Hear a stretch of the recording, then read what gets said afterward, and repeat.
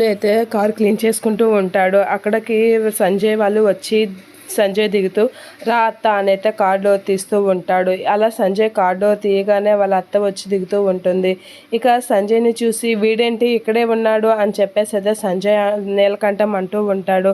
ఇక నీలకంఠం అలా అనేసరికి ఏంట్రా ఇక్కడే ఉన్న కార్ ట్రిప్ ఉందన్నా కదా వెళ్ళు అని చెప్పేసి అయితే ప్రభావతి బాలుతో అంటూ ఉంటాడు. వెళ్ళిపోతాడు అని చెప్పేసి నవ్వుకుంటూ అనేస్తూ ఉంటుంది ప్రభావతి.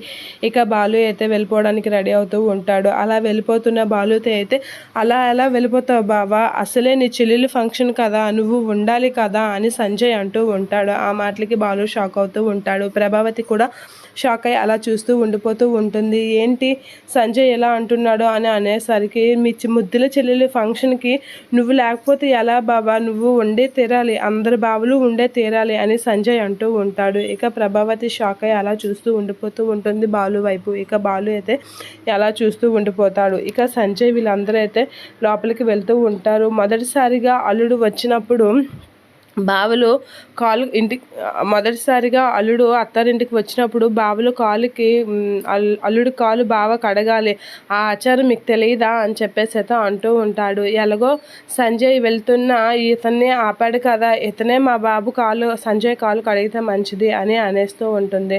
అలా అనేసరికి సత్యం షాక్ అవుతూ ఉంటాడు. ఏంటి అలా చూస్తున్నారు అని అనేసరికి మీనా అయితే ఏంటి మా ఆయన కాలు కడగాల అనేది షాక్ అవుతూ ఉంటుంది. ఇక ఆవిడైతే ఏంటి బావకాలు కడగమంటే ఆలోచిస్తున్నారు అని చెప్పేసి అయితే అంటూ ఉంటారు.